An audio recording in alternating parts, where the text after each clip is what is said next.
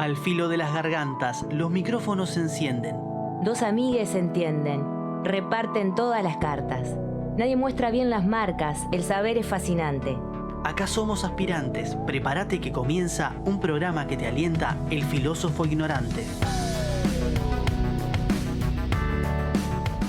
Muy buenas tardes, ¿cómo están todas, todos, todes por ahí? ¿Cómo andas, Marce? ¿Cómo andas, Diego? ¿Cómo andas, Pati, Diego? Siempre las manitos arriba, que significa un aplauso. ¿Cómo andamos, Pujol? Bien de bien, por Tengo suerte. una pregunta para vos. Bueno, dale. ¿Cómo estás viviendo este tramo de la campaña electoral? Pasando horrible. Bueno. No, yo tenía una esperanza de que, no sé, de por lo menos se ampliaran un poco las propuestas, no sé, tuviera un poco más de condimento de orden político, pero me parece entender que en los medios se sigue como dirimiendo esa cuestión más de las chicanas. Pensé que eso no iba a estar tan arriba en este tramo. A mí, yo tengo esta sensación, eso lo comparto contigo de acuerdo a lo que leo fundamentalmente en el periódico al que estoy suscripto, pero tengo como una sensación de ajenidad. Hoy cuando leí el editorial de la diaria, de la diaria tiene la particularidad que te dice faltan tantos días para. Ah, sí. ¿No? Faltan 12 días para el balotaje. Poquito. ¿Y dónde está el clima? ¿Dónde está el clima de Copa Libertadores, de esto de que no falta nada para la final? Entonces no sé si es que soy yo que me estoy manteniendo ajeno. No sé si es que la cosa transcurre por redes que no tengo. Es decir, si hay mucha cuestión de TikTok, de Instagram, de esa cosa que dicen que segmentan la publicidad y a mí no me llega, porque no tengo esas redes. Tengo otras, pero se ve que ahí el algoritmo no le gusto. No uso mucho YouTube. Tampoco en ese sentido. Entonces es como que o bien, no sé si soy yo que me estoy encerrando o de algún modo la publicidad no me está llegando. No lo tengo claro. ¿A vos te llega? No, publicidad me llega, sí. Te llega, sí. Por Twitter más que nada, creo que sí, que me llega por ahí. Y muy segmentado también.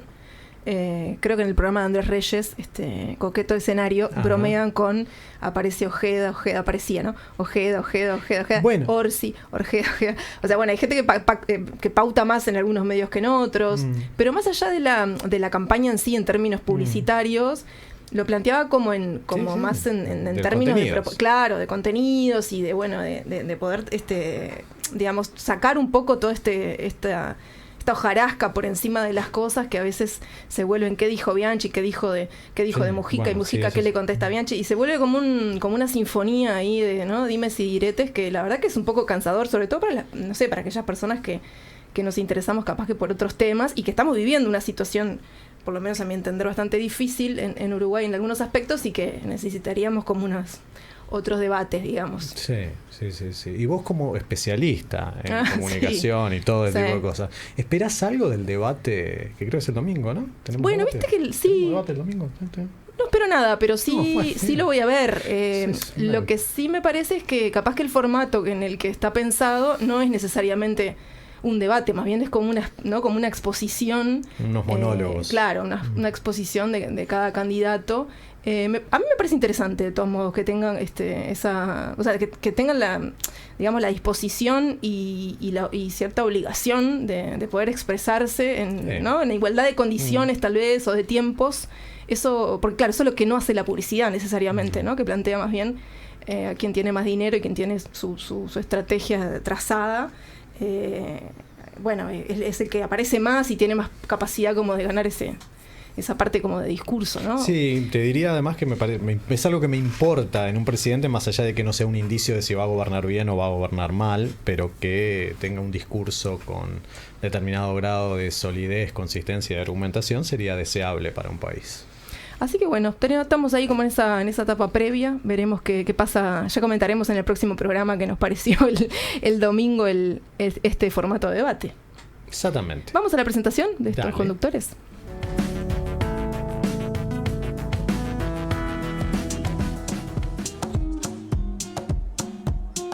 Patricia Pujol Echeverría, de La Teja al mundo, del mundo a esta radio. Inquieta e incómoda, entre la comunicación y el campo de juego. Si es helado, que sea de limón. Marcelo Fernández Pavlovich, Dicen que llegó a ser doctor, pero no hace recetas ni diagnostica otra cosa que enfermedades sociales. Le gusta el dulce de leche, pero no aplica y no se saca la camiseta del San Pauli ni en las elecciones de horas.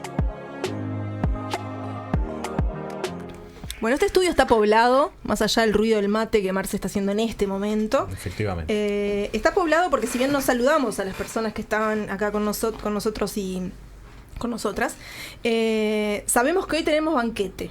Banquete sinónimo de amigas, amigos que vienen a conversar con nosotros en El Filósofo Ignorante. Está Ricardo Marquicio, doctor en Filosofía por la UBA, es docente de la Facultad de Derecho, y está Fernanda Diab, que es magíster en Ciencias Humanas por la UDELAR y es docente en la Facultad de Humanidades y Ciencias de la Educación. Bienvenida, bienvenido una vez más, Ricardo, Fernanda, para nuestro programa y nuestro tema de hoy. Bueno, muchas gracias por la invitación otra vez, encantada. Estamos cerrando este ciclo increíblemente. Hemos pasado todas las estaciones y bueno, llegando a fin de año, cerrando. Parece increíble, pero bueno, súper contenta de haberlo cumplido. Como siempre, un enorme gusto estar aquí, sí. Se ha hecho, ha pasado muy rápido, ¿no? Ha sido, lo cual es una señal de que ha sido disfrutable, ¿no? Lo que se disfruta pasa rápido, pero antes de entrar en el banquete, sí, yo les voy a hacer la misma pregunta. Yo te iba a decir que le hiciéramos dale, la misma está, pregunta, sí. porque aparte yo los vi como queriendo opinar, me Querían parece. cabecear. Yo creo que Somos sí. un poquito opinólogos, ¿no? Sí. Fernanda primero. ¿Cómo Va estás pelota. viviendo la campaña, Fer? Bueno, tengo la misma sensación. A mí siempre me genera un estado así como de pre-Navidad, las elecciones. No, pre-Navidad cuando uno es niño, ¿no?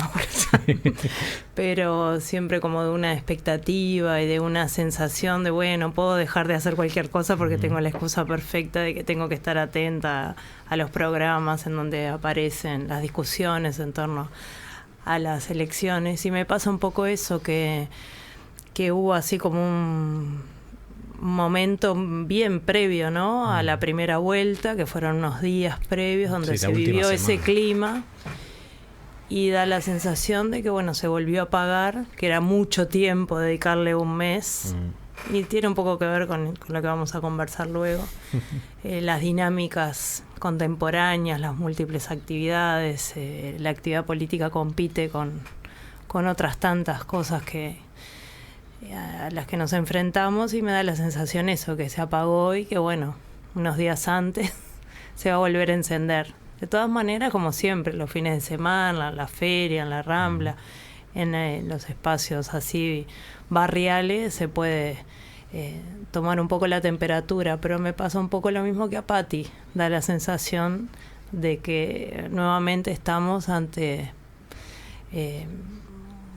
intercambios que no tratan los temas que, por lo menos desde mi perspectiva, son los más importantes o los más relevantes, y se deja espacio para temas que pueden ser divertidos, para comprarse un tarro de pop y sentarse a verlos, pero no son los realmente acuciantes.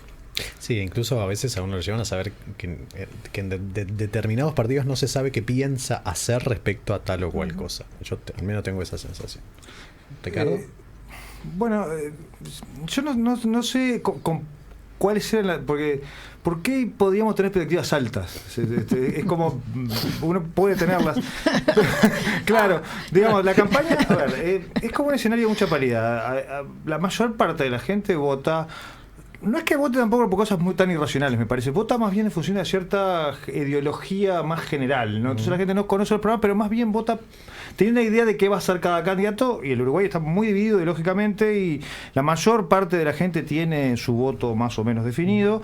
En la campaña, la elección la termina definiendo un número muy pequeño de personas, algunas de ellas están muy desinteresadas de la política, otro pequeño número es al revés, está muy interesado y entonces es más difícil de convencer.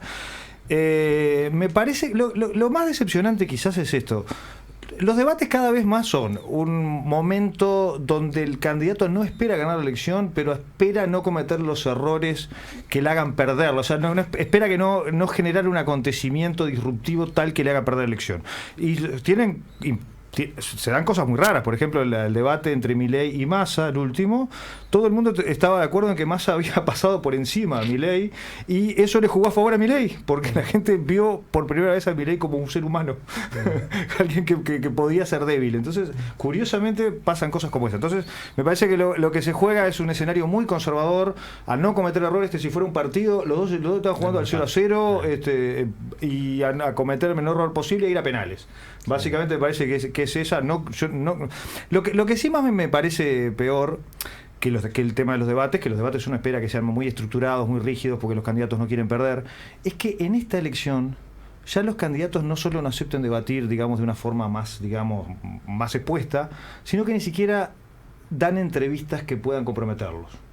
Es decir, no van a medios donde les van a preguntar en serio. Tomo un ejemplo en perspectiva. Sí, sí. Que es un medio que se muestra bastante neutral en general entre todas las propuestas. Bueno, y donde el periodista es incisivo, los periodistas son incisivos con los candidatos, bueno, no van ahí, ninguno de los dos. Y eso me parece muy significativo. Y sin embargo van al programa de Pettinati, y eso es decir mucho. Capaz que vamos a la presentación del banquete. Claro, van a los dos, ¿no? Sí. Sí, sí, es así.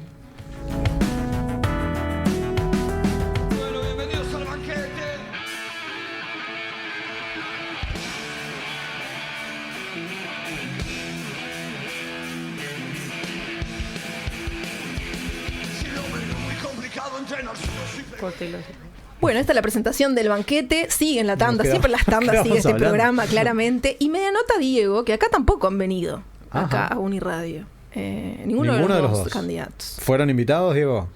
Sí, claro. No, pregunto por las dos, porque vale. No debe haber lugar a donde no hayan sido invitados, sí, claro. Me parece. Vale. Pero bueno, ahí están entonces jugando esos asesores y asesoras. Bueno, es el juego de no decir, ¿no? Es el juego de no decir. Sí, claro, de no exponerse sí. a la pregunta en serio, ¿no? Eso me preocupa más que el debate, realmente. Sí.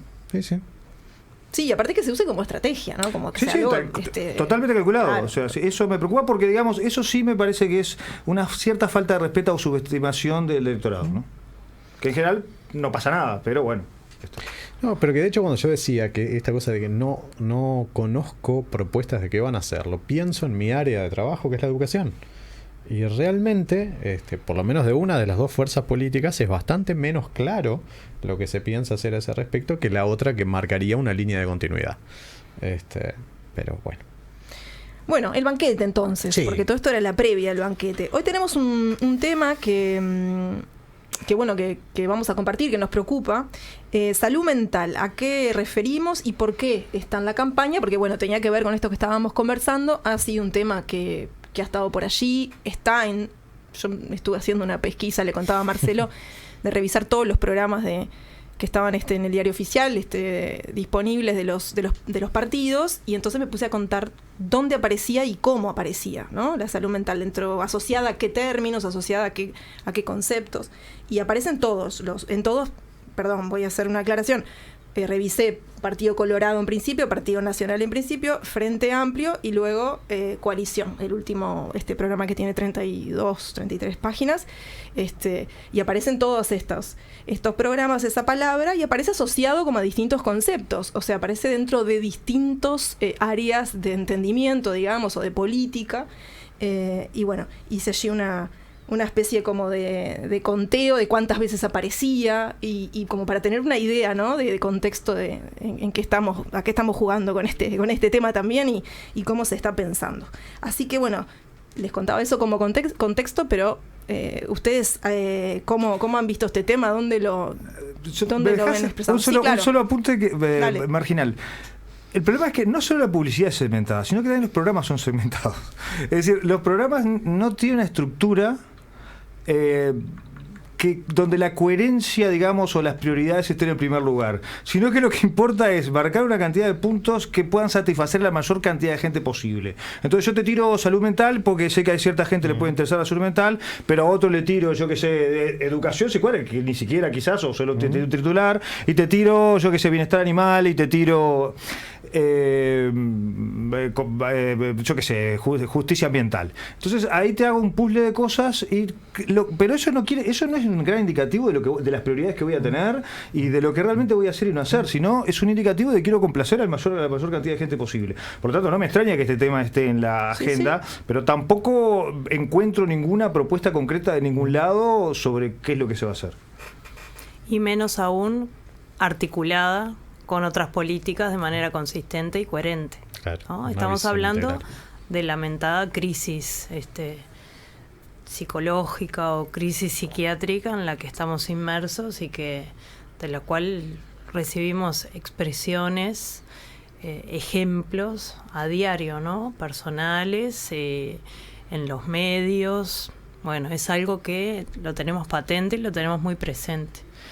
Y la idea es un poco darle una mirada filosófica o aportar algunos elementos para abrir algunas mínimas puertas. Es cierto que en la mayoría de los temas lo que estamos aportando es eso, una cuestión metodológica de acercamiento y de plantear las preguntas. Y la primera que quisiera yo dejar planteada tiene que ver con los enfoques para el encare de estas problemáticas que se le da, ¿no? Que en general es un encare médico. Y médico quiero decir que incluye a los psicólogos, a los psiquiatras y a la medicación química. Claro.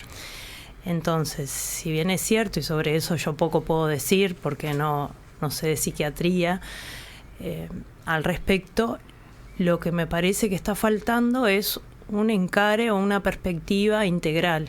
Pensar el tema desde las condiciones causales o de las condiciones de vida en las que estamos que generan esto.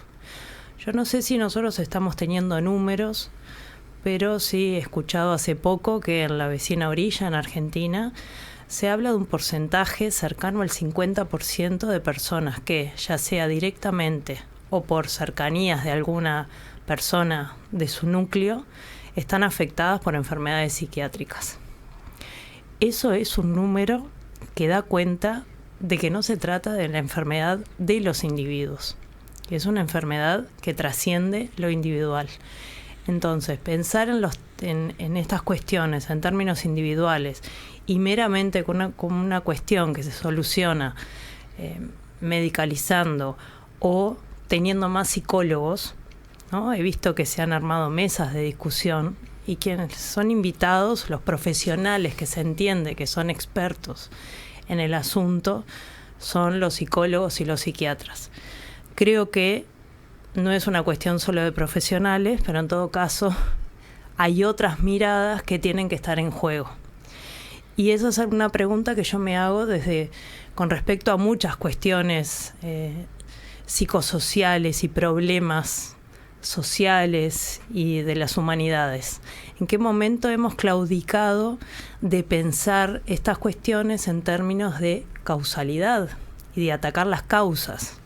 Nos ha ganado un pragmatismo que yo entiendo en la desesperación y en la necesidad y en las urgencias que tienen las personas. Es cierto que nadie viene a buscar a un experto en filosofía y que se le ponga a hablar de Schopenhauer o del pesimismo, de las condiciones de nuestra existencia, sino que necesitan una solución para evitar el sufrimiento, porque estamos hablando del sufrimiento de las personas. Entonces, frente a eso, pero también en otros temas y en otras cuestiones hay un exceso de pragmatismo que nos ha condicionado a pensar los temas sin ir a las raíces de las cuestiones, a las causas, a condiciones en las que se generan, qué es lo que hace posible estas formas, ¿sí? O que se multipliquen tanto el sufrimiento de las personas en estos términos, ¿sí? Y creo que es una cuestión que abarca a otros temas, a otras cuestiones. Y me parece que en lo que tiene que ver con las enfermedades psiquiátricas, que es lo que nos convoca a nosotros, lo primero que plantearía es la pregunta acerca de si se trata de un problema privado, ¿no? O si hemos privatizado el problema de la depresión, el problema del estrés, el problema de la tristeza, el problema de los sufrimientos mentales, cuando es una cuestión que se genera o que su germen, o por lo menos algunos, porque es cierto que son temas suficientemente complejos que no nos permiten en este momento excluir que existan patologías de orden neurobiológico, pero que nos permita pensar el tema desde otra amplitud. Sí, sí. Ricardo, sobre esto. Bueno, Fernández introdujo un tema interesante. Yo iba a empezar por otro lado, pero bueno, lo que ella plantea merece algún comentario. Pero primero, el tema de la salud mental es como muy complicado, pero es complicado en sí mismo, es decir, más allá del contexto social, histórico, porque digamos es complicado por cómo es el ser humano. Digamos, Kant decía algo así como que el bien supremo de cada uno es la felicidad, pero los seres humanos están muy mal equipados para la felicidad. Son seres que,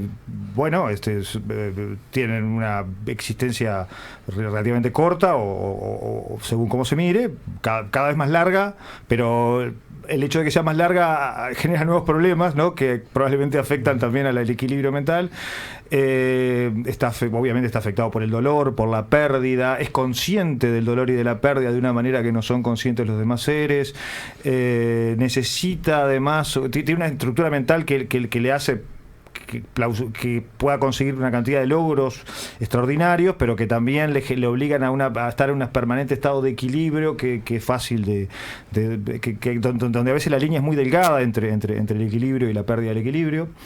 Entonces, bueno, la enfermedad mental va a vivir con nosotros, con los seres humanos siempre probablemente, y hay circunstancias sociales que por un lado van a mejorar la vida de las personas de cierta manera, pero por otro lado van a generar más oportunidades de desequilibrio mental, ¿no? Entonces ese es cuando Fernanda plantea si es un tema privado o público, ¿no? Es las dos cosas probablemente, ¿no? Porque es un tema que nos afecta como individuos, es decir, a cada uno de nosotros la búsqueda de nuestro propio equilibrio, de nuestra propia racionalidad, es un tema que para cada uno probablemente es uno de los temas más importantes, es un tema esencial. Es un tema, quizás sea en cierto modo es de lo más importante, porque incluso de nuestro propio equilibrio depende el equilibrio de nuestros seres queridos también. O sea, hace poco se vieron un par de noticias horribles, espantosas sobre niños, ¿no? Un niño aplastado por su padre y una madre que prende fuego con su hijo. Una cosa, uno piensa, bueno, ¿qué puede haber en la mente de las personas que les lleve a hacer actos como ese, ¿no? Es decir, y la pregunta no es retórica, es un abismo insondable. Entonces, bueno, yo lo que quería subrayar era esto, era lo precario y lo complicado que es lo que se llama el predicamento humano, ¿verdad? El hecho de que el ser humano existe en circunstancias que no son existencialmente siempre favorables. Y sí, también es un problema de público, desde luego, porque es un tema a la que la sociedad debería prestar especial atención. Ahí el problema también es que hay más conflicto. Todo el tema de la salud mental es un tema contestado, es un tema esencialmente contestado. Si no hay un acuerdo general incluso sobre lo que es la salud mental. La idea de salud mental ha cambiado históricamente, se ha usado incluso para perseguir para perseguir enemigos políticos, para estigmatizar rivales, para institucionalizar, ¿verdad? Ese término famoso, digamos, que incluso Foucault en sus investigaciones hizo. Entonces, bueno, ahí está la complejidad. Y también está el caso de que quienes más padecen a veces estos trastornos, o que los padecen al menos de un modo muy visible y muy evidente, son las personas que políticamente menos importan, porque esas personas no votan, ¿no? Es decir, por ejemplo, yo vivo en el centro y todo el tiempo me cruzo con adictos, gente que evidentemente vive una vida que probablemente no, si pudiera racionalmente elegir otra cosa, probablemente elegiría otra cosa. Tiendo a pensar que a esa gente no le importa políticamente a nadie, o que se usa como oportunidad política para obtener logros pero que realmente no importan mayormente.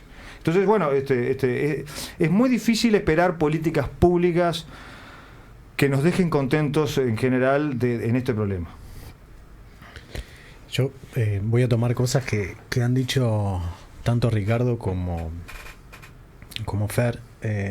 Por un lado, Ricardo traía el tema de la contestación de la salud mental, ¿no? Y lo complejo que es la definición de la salud mental respecto a lo que de repente es la salud tal vez más física, material, el sufrimiento de nuestro cuerpo en un sentido orgánico, Digamos, es bastante más fácil distinguir cuando tenemos que ir al médico, no médico psiquiatra, no psicólogo, sino a las otras afecciones, o por lo menos parecería ser más sencillo distinguir la falta de salud, y no tan sencillo en el área de la salud mental. Eso yo creo que está claro, está claro lo complejo que es. Y es tan complejo que han sido tan variadas las respuestas que incluso desde temas que tienen que ver con cómo integramos socialmente a gente que carga con ciertos problemas, al menos en torno a la salud mental, hoy por hoy las respuestas son otras. ¿Qué quiero decir? Por ejemplo, en torno a la educación, antes había escuelas especiales. Sigue habiendo alguna, pero hoy la tendencia de alguna manera tiene que ver con una especie de integración, yo diría por ahora forzosa, y que tiene más que ver con ponerlos en el mismo recinto que al resto de las personas. Antes, o de un tiempo hasta parte, el hospital psiquiátrico era algo así como una necesidad para las sociedades, y hoy se está hablando de lo contrario, de la necesidad de que no existan más estos recintos para alojar personas con problemas psiquiátricos. Menciono esto como, digamos, como problemas dentro del problema, para poder definir con qué estamos tratando y cómo se pueden solucionar las cosas. Y después quiero tomar esto de lo público y lo privado que traías vos, Fer, que yo tiendo a pensar lo que es Ricardo. Digamos, está en los dos ámbitos, pero el problema, yo creo que hay entre esto de público y privado hay dos asuntitos o dos preguntas atrás. Una, por un lado, tiene que ver con, de un tiempo a esta parte, de la modernidad para acá, la creciente individualización tanto de los fines como de las soluciones a los problemas de las personas. Y por lo tanto, claro, hoy por hoy, cuando tenemos un problema, queremos nuestra solución inmediata, eficaz y lo más pronto posible. Y entonces la medicalización ahí parece ser como por lo menos la respuesta que surge de inmediato será más o menos efectiva, pero de alguna manera es la que se nos ofrece. Y de la mano de eso, de esa individualización o de ese individualismo, para ponerlo en términos un poco más asertivos, también está algo así como el reclamo del diagnóstico, ¿no? Y de alguna manera parece ser que toda afección, todo aquello de lo cual adolecemos necesitaría algún tipo de diagnóstico y una solución. Y creo que esto también es un problema. Hoy Fernanda mencionaba, digamos, distintas afecciones que podemos tener, y vos mencionabas, Fer, si no recuerdo mal, la tristeza también, ¿no? Bueno, entonces uno dice, bueno, también hay ciertos riesgos en esto de el diagnóstico y la medicalización, porque por lo menos en nuestra vida necesariamente vamos a pasar por momentos de tristeza, depresión, abandono y ansiedad incluso, ¿no? Entonces, ¿cuál es allí el límite entre ciertas afecciones que debemos pasar porque somos humanos y tenemos que atravesar esos momentos sin... No sé si sin necesidad, pero digamos, por lo menos que no necesariamente conllevarían un diagnóstico, serían necesariamente una patología diagnosticada a través de la medicina. Y lo otro, me parece que tiene que ver a su vez, y me parece que por ahí ibas vos, Fer, más claramente, cuáles son las condiciones sociales que están generando esto que vivimos. Porque estos ejemplos que traía Ricardo, desde las personas en situación de calle o que sufren adicciones que vos ves en el centro, pero yo que no vivo en el centro, las vivo a diario todos los días. Hasta los dos ejemplos terribles que mencionaste, que han pasado con con gente que ha matado o ha intentado matar bueno, en estos casos a los dos los han matado a sus hijos. Decir, bueno, a ver, digamos, esa pregunta va a ser, ¿qué pasa por la cabeza de estas personas? Ahora, hay algo que me parece en que no tenemos números, como decía Fer, pero de alguna manera hay cosas que están siendo cada vez más normales al menos en las noticias que escuchamos, bueno, que da la sensación que hay determinadas causas que van más allá de lo individual, es decir, determinadas condiciones de vida que trascienden la esfera privada del individuo, que hacen que nos estén pasando cosas. Yo ahí sumaría tal vez, y un poco ustedes lo mencionaron también, capaz que con otras palabras, porque pensaba en cómo esto choca con los conceptos de autocuidado o de esta cuestión entre lo individual y lo individual y lo colectivo de algún modo, o lo social. Porque bueno, hay una tendencia, de hecho en alguno de estos programas yo miraba, por ejemplo, especialmente en el del Partido Colorado, hablaba como de promover el autocuidado, y yo pensaba, bueno, ¿cuántas personas en realidad tenemos o herramientas a mano para tomar este concepto y poder accionar sobre él, digamos, dentro de las políticas públicas, de hecho, ¿no?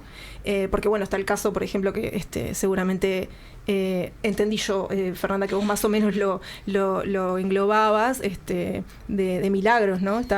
Esta mujer, digamos, que termina cometiendo suicidio en una mutualista, que a todos nos pareció como un lugar donde eso no debería ocurrir, o sea, algo realmente como en un contexto que a todos nos choca mucho, nos duele mucho, porque realmente es algo que uno, digo, no esperás esa noticia y que eso suceda en ese marco. Entonces, bueno, hay algo ahí que nos interpela, evidentemente, ¿no? En una sociedad que cada vez se muestra más violenta, no sé, desde los gobiernos, pienso yo globalmente, más allá de Uruguay, me parece que sí que hay como una...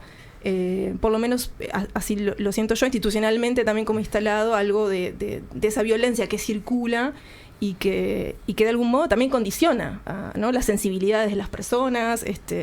Hablo de la educación, hablo de, no sé, de hechos que tal vez en las instituciones se están permitiendo, y que eso también genera, erosiones en los vínculos, y bueno, no todas las personas tenemos también las mismas herramientas o los mismos alcances de los sistemas de salud. Tenemos una ley de salud mental, o sea, esto no es una cosa que trasnochada, que se nos ocurre conversar y que los partidos políticos lo toman, sino que hay un de hecho está reglamentada, o sea, hay un reglamento que tiene atribuciones del Ministerio de Salud Pública, o sea, que problematiza, ¿no?, esta situación, y que aparte detalla, o sea, claramente o sea, el Estado cómo debe responder a través de estas situaciones. Lo que pasa es que eso está como, ¿no?, como que todavía parece que no está bien aplicado, por lo menos no llegamos como a un punto donde estemos de acuerdo que eso esté ahí. Y en eso privado y público que decía Fernanda, me parece interesante, porque claro, si no queda como una situación aislada de una persona que tuvo un problema y que luego hay que correrla del lugar o ir buscándole un espacio para localizar ese problema, cuando en realidad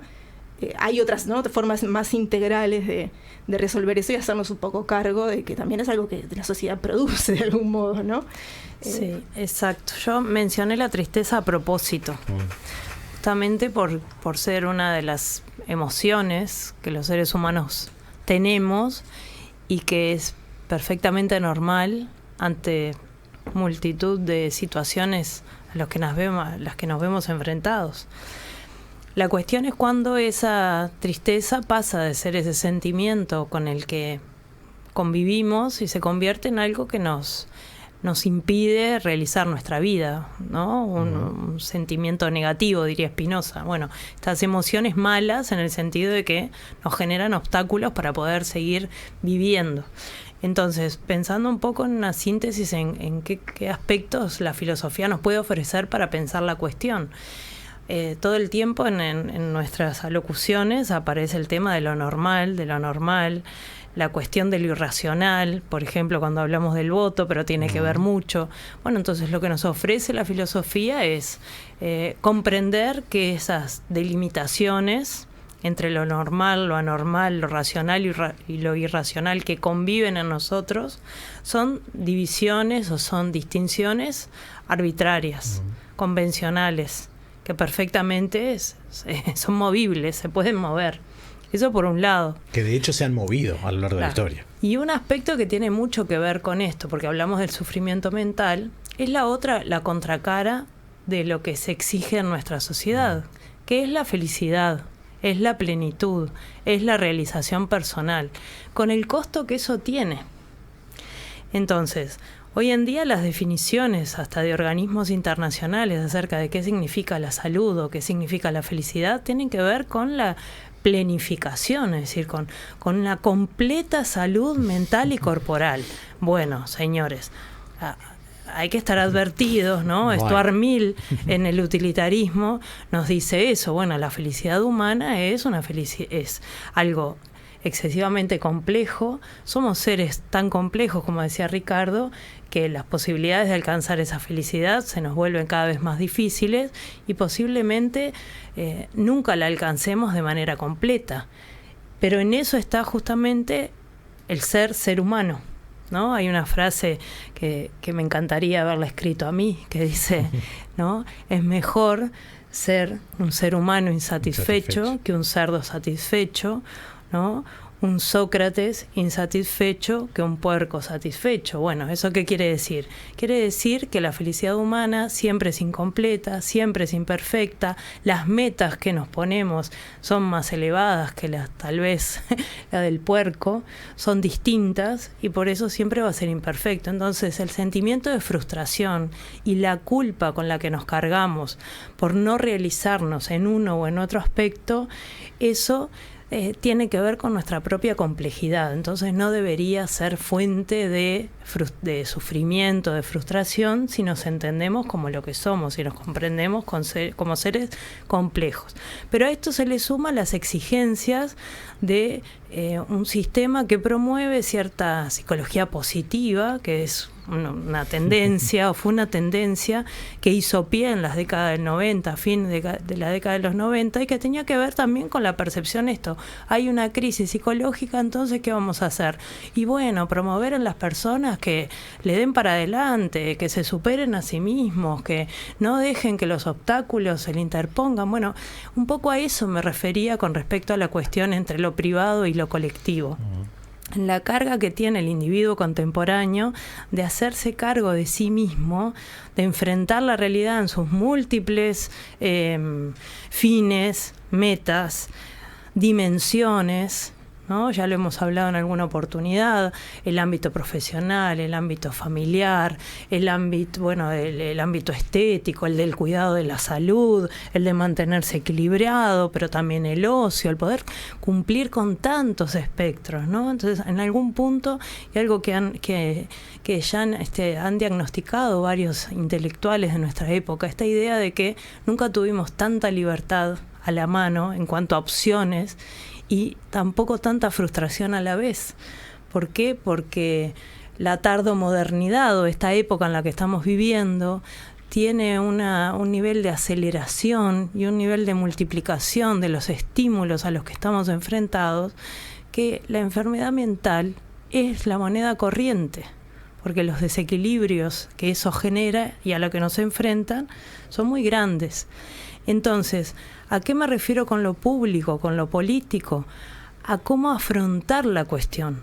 No es un problema, primero no es un problema que tenga soluciones perfectas, ya lo decía Ferreira con respecto a todas estas cuestiones de la acción y de tomar decisiones y de elegir caminos y de buscar soluciones a qué debemos hacer. No va a haber soluciones perfectas, pero no lo podemos tomar como casos individuales. Cuando nos encontramos con una persona delirando en medio de la calle, ¿sí? O haciendo sus necesidades fuera de sí, en medio de la calle, ¿quién está más loco? ¿O quién está más sacado, más desquiciado? ¿El que pasa en silencio, ¿sí? Sin, por lo menos en apariencia, que se le mueva un pelo, o el que está en esas circunstancias? Yo creo que el desequilibrio es de todos los que estamos en esa experiencia vital. Entonces el enfoque no puede ser en particularidades. Es cierto, hay que calmar el sufrimiento, pero es un sufrimiento social.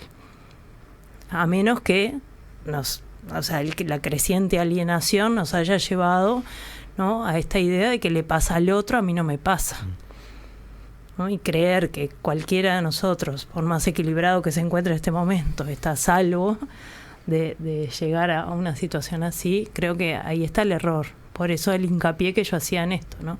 Que no es una idea que se me haya ocurrido sola, ¿no? Fisher y otros filósofos que están encarando el tema de las pasiones lo han trabajado. Este tema de cómo nos hemos encargado de privatizar un montón de cuestiones, y privatizar quiere decir que cargamos sobre los hombros de las personas la posibilidad de, ya sea salir de las circunstancias en las que está o encontrar su propia solución, o le cargamos sobre los hombros la responsabilidad. Bueno, elegiste mal, ¿por qué no hiciste eso? ¿Por qué no llegaste a tales o cuales circunstancias? Cargamos sobre el individuo un exceso de responsabilidad, abandonando la importancia que tiene, que en la filosofía se ha gritado hasta el hartazgo, los lazos comunitarios, sin llegar al exceso, obviamente, de que la comunidad haga desaparecer o bloquee el florecimiento del individuo,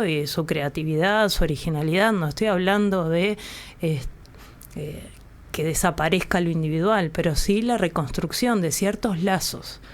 Y en esta falta de esos lazos, lo que ocurre es que, de todas maneras, el ser humano manotea bastones. Necesitamos, de alguna manera, soluciones o resistir antes de llegar al clonazepam. Y entonces ahí pululan algunas expresiones que a veces son favorables a la vida comunitaria, a veces no, pero que llevan a fundamentalismos, bueno, o expresiones, no todas, pero algunas religiosas, o bueno, experiencias que, o bueno, la droga, sin duda.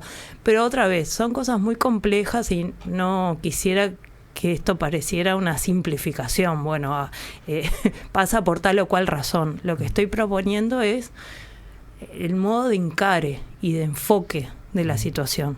O sea, hasta que no nos sintamos todos un poco desquiciados ante una situación, es difícil encontrar esta solución. Ricardo, va la palabra para vos, pero tendríamos que también presentar la canción de la tanda para hacer un cortecito. ¿Querés?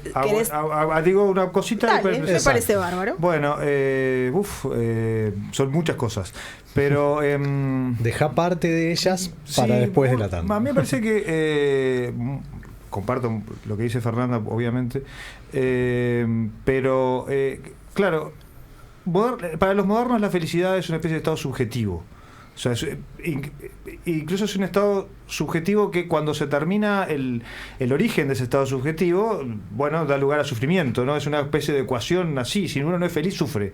Bueno, la felicidad, tal como lo entendía Aristóteles, lo entendían los estoicos, lo entendían los griegos, no era eso, no tenía nada que ver con eso. La felicidad tenía que ver con el sentido, con el sentido y con entender la vida como una especie digamos, de planificación y de ejecución, ¿no? Como una especie de entender la vida como un control de los fines y de los medios para llegar a los fines, ¿no?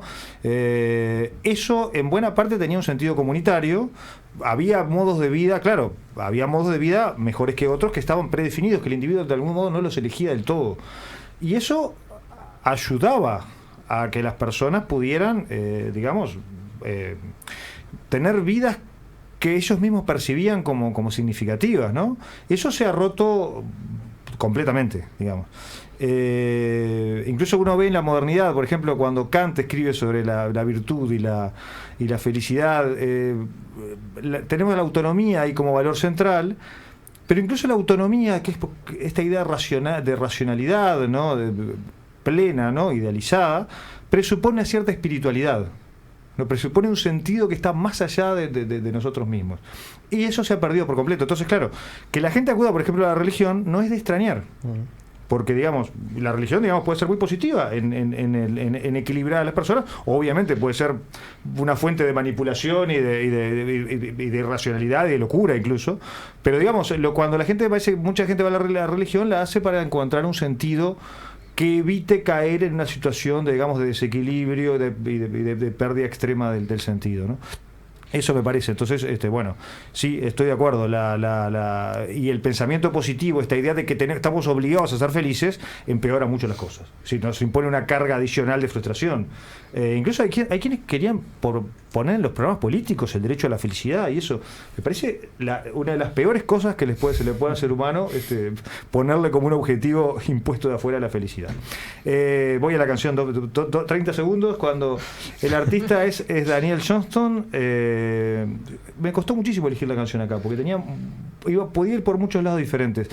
Pero preferir de alguien que padeció toda su vida unos trastornos mentales muy embromados, ¿no? Y que sin embargo hizo una carrera artística muy notable, ¿no? Daniel Johnston. Aparte, el hecho de que sea una persona tan afectada por una enfermedad mental le da a su creación una espontaneidad y una inmediatez y una autenticidad que pocas veces... Yo lo vi en vivo, además, en Montevideo. Fue una experiencia realmente increíble, ¿no? Verlo en vivo ahí. Brutal fue. Bueno, toda su vida además grabó muy precariamente en instituciones mentales, que hasta clandestinamente grabó, pero logró hacer en su vida algunos discos muy bien producidos y que realmente son brillantes. Uno de 1990, donde está esta canción True Love Will Find You in the End. Bueno, es eso, es la apuesta de quien está sufriendo de una manera muy visceral, a el amor como salvación idealizada. El amor al final te va a encontrar, dice Daniel Johnston.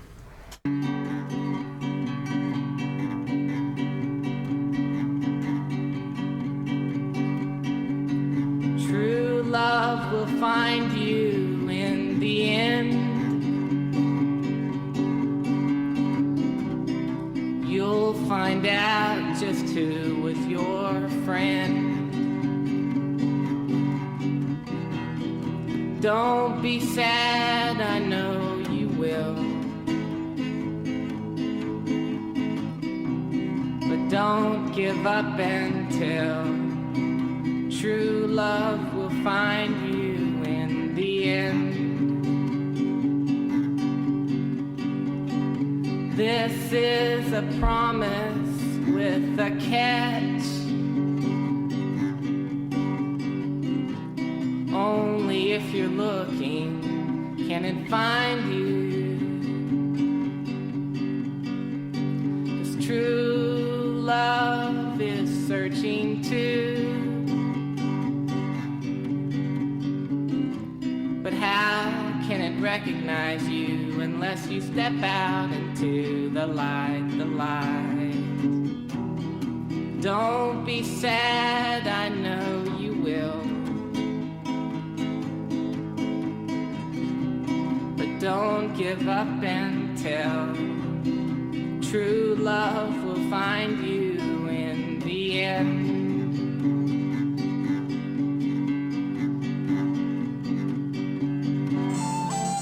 Ya lo decía Lelutier, en estos tiempos... El sensacional entretenimiento, el que piensa, pierde. Aprendimos a perder hace rato. Igual te invitamos a pensar. Así, sin prisa, con pausa. El filósofo ignorante. Que comience la función.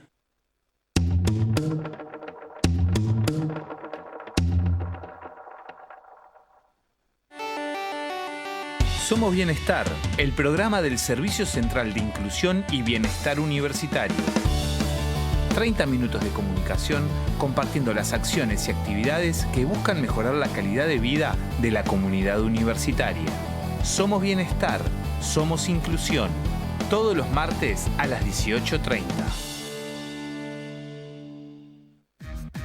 Vida universitaria. Encuesta de percepción estudiantil semestre par. A partir del 11 de noviembre se podrán completar las encuestas de percepción estudiantil de los cursos correspondientes al semestre par. Estas encuestas fueron diseñadas para recabar las opiniones del estudiantado respecto a las unidades curriculares y sus equipos docentes. Las encuestas de percepción estudiantil se encuentran en la plataforma EVA dentro de cada curso.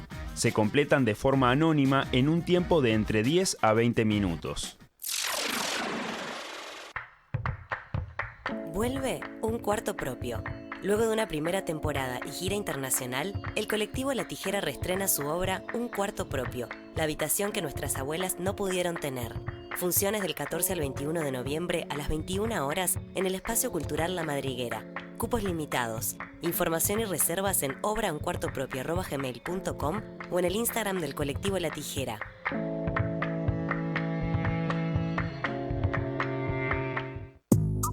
Becas del Fondo de Solidaridad para jóvenes estudiantes de todo el país.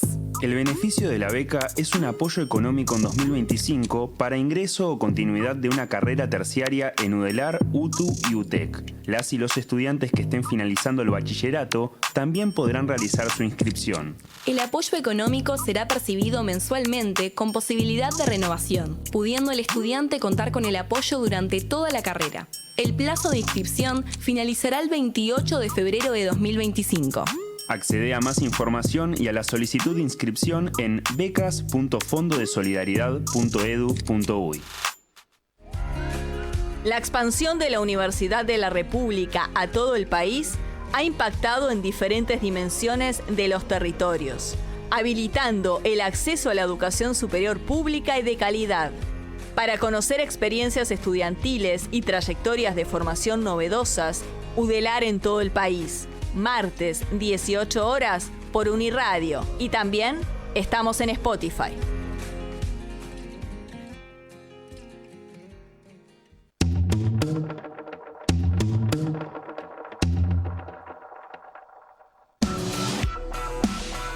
Nos encuentran en Facebook y Twitter. Nuestro correo es filosofoignoranteradio@gmail.com. Volvemos en el Filósofo Ignorante. Estamos hablando sobre salud mental. Están Ricardo Marquicio, doctor en filosofía por la UBA y docente de la Facultad de Derecho, y también Fernanda Diab, magíster en Ciencias Humanas por la Universidad de la República, docente también en la Facultad de Humanidades y Ciencias de la Educación de la Universidad de la República. ¿Y cómo se nos ha ido el tiempo? Se ve que interesó el tema de forma importante. Yo quería mencionar dos cositas que tal vez, no sé si van a contramano, pero que escuchándoles y haciendo el repaso previo de lo que quería decir, tengo ganas de decir lo que es, de algún modo, en esta cuestión público y privado que estamos poniendo arriba de la mesa respecto a lo que es la salud mental.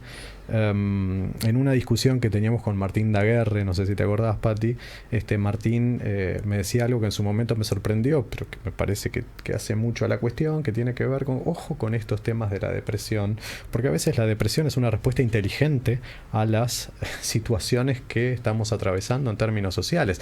Tal vez, y esto se parece un poco a lo que decías vos, Fer, tal vez lo más loco sería reaccionar de otra manera a las situaciones, lo recordé, ¿sabes? A las situaciones porque que estamos viviendo. Él decía algo así como una especie como de actitud de revelación, ¿no? De revelación en términos de rebelión sería, claro. O sea, no sé si está bien usada la palabra así, pero me sonó otra cosa. Pero como una especie de oposición a todo esto que planteaba, ¿no? Fernanda, de ese mundo feliz, de esa presión que se recibe a través de diversos medios. Y él lo traía como una reacción hasta como en términos de salud. Es decir, bueno, yo resisto esto y en realidad me planteo en este otro aspecto porque estoy como denunciando, ¿no? Esto que estoy viviendo. Claro, lo recordé también cuando luego está hablando. El punto de los extremos, ¿no? Obviamente, bueno, en los cuales nos podemos mover al respecto. Y en ese sentido, yo quiero reivindicar a un griego que a veces se separa un poco de los griegos habituales. Capaz es el más moderno en cierto sentido de los griegos, que es Epicuro. Digo, por cierta reivindicación a veces de el no seguir la corriente. Si querés, se aparta un poco allí de cuestiones que hacen a la polis. Pero digo, ¿por qué? Por el énfasis que no solamente lo hace él, pero en esa búsqueda de la ataraxia y la aponía, pero como casi en un sentido utópico, ¿no? La ataraxia como ausencia de turbaciones del alma, aponía como ausencia de dolor físico. Digo porque a veces en esas búsquedas o en ese autocuidado que Patricia veía que estaba en los programas, ¿no? Bueno, a veces el autocuidado, que nunca puede ser, no es una solución perfecta, no hay modo de llegar a eso y decir estoy sano.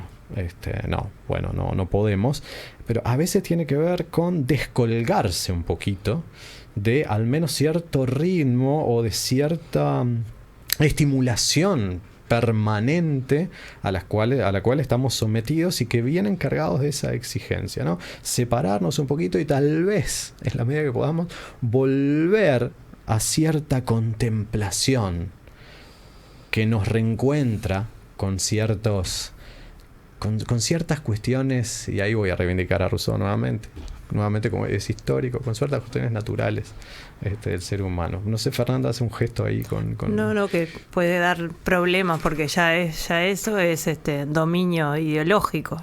El de Rousseau aparece a cada momento. Bueno, porque eso es el alter ego que uno va cargando. Yo me quiero tomar un minuto, y sé que vos también, Patricia, para... ¿Pero por qué Rousseau? ¿Me dejas con...? No, por el reencuentro con la naturaleza. Ahí está, el encuentro con la naturaleza, esa reivindicación de lo natural, no necesariamente como salvación, pero como algo que para el ser humano representaría la salud. Permíteme un segundo. O sea, a eso, ¿no? A la vida en las ciudades, rodeados de cemento, a veces viviendo en condominios absolutamente masificados, indiferenciados, porque no sabemos quién es quién.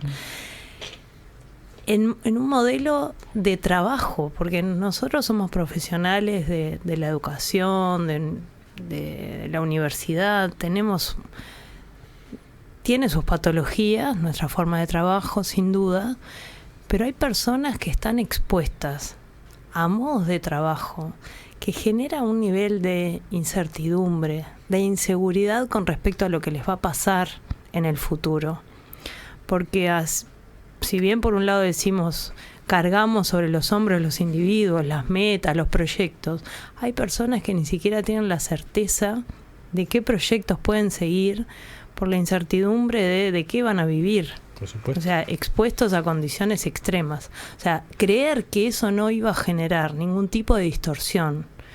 Y algo más, que sabrán los que me han escuchado en otros programas o me conocen, que es mi obsesión, que es la desigualdad, se ha escrito muchísimo acerca de los efectos a nivel psicológico que tienen vivir en sociedades extremadamente desiguales. Claro. La desigualdad no es inocua, tiene consecuencias, entre ellas muchas de las que vivimos. ¿Sí? Nos exponen a un montón de estímulos y a expectativas acerca de lo que significa ser una persona de bien o ser una persona socialmente exitosa, y al mismo tiempo se quita la posibilidad de acceder a eso. Entonces, bueno, allí agregamos como algunos elementos más para pensar esta cuestión que era mi intención desde el principio, o sea, que es multifactorial y no es una cuestión que se solucione ni con medicamentos ni con terapia.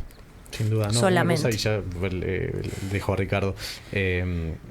A ese respecto, creo que algo que demostró la pandemia, además, Fer, en esto de la precariedad que vos mencionabas, es que hay mucha más gente en situación de precariedad de la que creíamos. Es decir, gente que de un día para el otro puede verse afectada en su vida laboral, y es decir, en lo que son la reproducción material de sus condiciones de vida, y eso afecta todo el resto de su vida. Mínimo ejemplo, las condiciones de los guardias o de la gente que trabaja en cárceles. Sí, ni hablar. Por ejemplo. Sí, hay un tema de vuelta con el sentido. El tema de la tecnología y en especial de la inteligencia artificial, por ejemplo, probablemente en un plazo no demasiado largo muchos de los trabajos que se desempeñan hoy no desaparezcan o no tengan sentido. Entonces eso genera un nivel de incertidumbre, como decía Fernanda. Eso es muy difícil planificar el futuro en esas condiciones. Entonces cada vez más la gente se ve a sí misma llevando vidas que no tienen un propósito definido, y uno puede ser que el objetivo sea contemplar la naturaleza o retirarse del mundo, o al revés, intervenir en el mundo y en la vida pública, pero si uno no tiene un propósito vital que pueda planificar y que pueda ejecutar y que lo sienta como parte de sí mismo, como controlándolo uno mismo y como siendo responsable, es muy difícil que la gente mantenga el equilibrio racional y emocional que hace que podamos hablar de una salud mental, ¿no? Sí, yo quiero aclarar lo que decía con la contemplación de la naturaleza, porque creo que se me malentendió, o por lo menos me parece, o está el riesgo de malentenderse. Yo lo que quiero decir es que a veces es necesario descolgarse de determinados ámbitos para poder proseguir, casi como un acto de rebelión que implica mantenerse apegado a cierto sentido. Luego les pongo un ejemplo cuando apaguemos la lucecita roja. Ese alejamiento de la naturaleza es, por lo menos en términos rusonianos, y lo han tomado después otros filósofos, inclusive la psicología a través del psicoanálisis, es una pérdida de uno mismo. Claro. O sea, esa desconexión con lo natural es una desconexión con algo que es debatible, pero que puede llegar a concebirse como lo más auténtico, lo más propio. Es decir, estamos muy mediados por un montón de máscaras, pero que se han multiplicado. Siempre vivir en sociedad y vivir con otros significó estar enmascarados. Y la autenticidad yo no la veo en la plena individualidad. Claro. Pero que es cierto que al multiplicarse esas mediaciones estamos más alejados, o el mayor esfuerzo está en pensarnos a nosotros mismos. O sea, la frase "el conócete a ti mismo" era algo de una sabiduría extrema. El esfuerzo de pensarnos a nosotros mismos, el tipo de persona que somos, el tipo de persona que queremos ser, y en virtud de eso tomar las decisiones, ¿no? que nos hagan vivir de modo más satisfactorio posible con nosotros mismos y con el entorno. Che, yo me quiero tomar solo 10 segundos, Pati, yo sé vos también, para mira, Diego, agradecerles a Fernanda y a Ricardo que nos hayan acompañado en el banquete a lo largo del año. Totalmente. Que disfrutamos muchísimo claro. esta instancia, claro. Y que bueno, no sabemos si se va a repetir porque no sabemos nada básicamente respecto al futuro, solo sé que no sé nada, pero ha sido hermoso. Y que nos gustaría, sin lugar a dudas. Así que gracias, Fer, y gracias, Ricardo. Gracias a ustedes, gracias a ustedes, ha sido un disfrute enorme. Total. Y ahora Fernanda va a presentar la canción que eligió para el cierre. Ay, se presenta por sí sola. Creo que de la mayoría de los temas de los que hemos hablado se expresan en esta canción, que es Ideología, de Cazuza. Y que más que interesarme esta idea de que necesitemos una ideología o necesitemos un ideal, a veces, bueno, eso es muy borroso, y creo que lo que tenemos que hacer es construirlos, no elegir ideales que estén en las góndolas, sino construir con otros ciertos ideales. Me interesa muchísimo este momento de la canción que dice voy a pagar al psicoanalista para no tener que pensar más quién soy, ¿no? Es decir, el sufrimiento humano está pasando por recargarnos individualmente, de darnos todas las respuestas y de buscar todos los medios para procurarnos esa felicidad que nos venden, y eso individualmente es imposible. Muchas gracias. Escuchamos a Cazuza para cerrar este programa.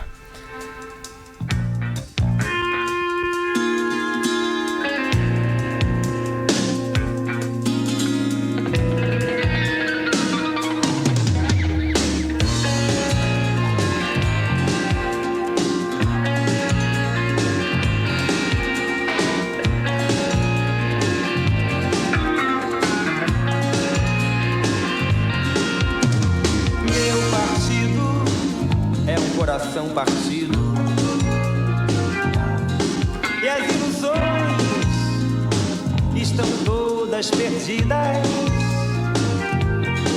Os meus sonhos foram todos vendidos, tão barato que eu nem acredito. Eu nem acredito que aquele garoto que ia mudar o mundo frequenta agora as festas do Ramonde. Meus heróis morreram de overdose. Meus inimigos estão no poder. Ideologia, eu quero uma pra viver.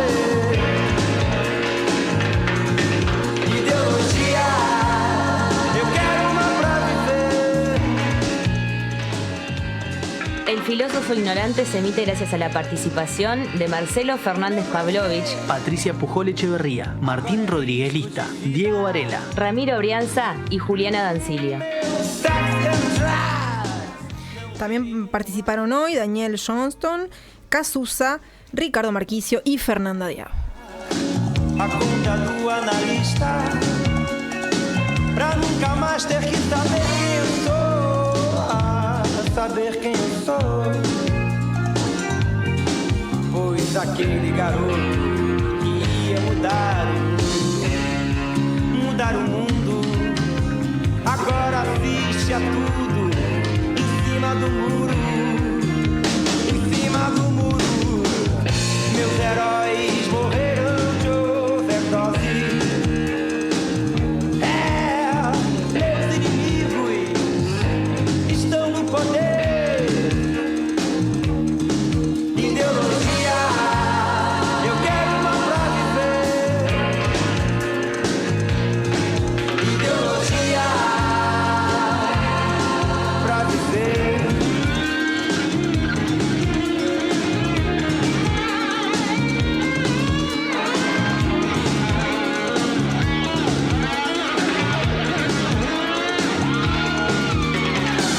Pois aquele garoto que ia mudar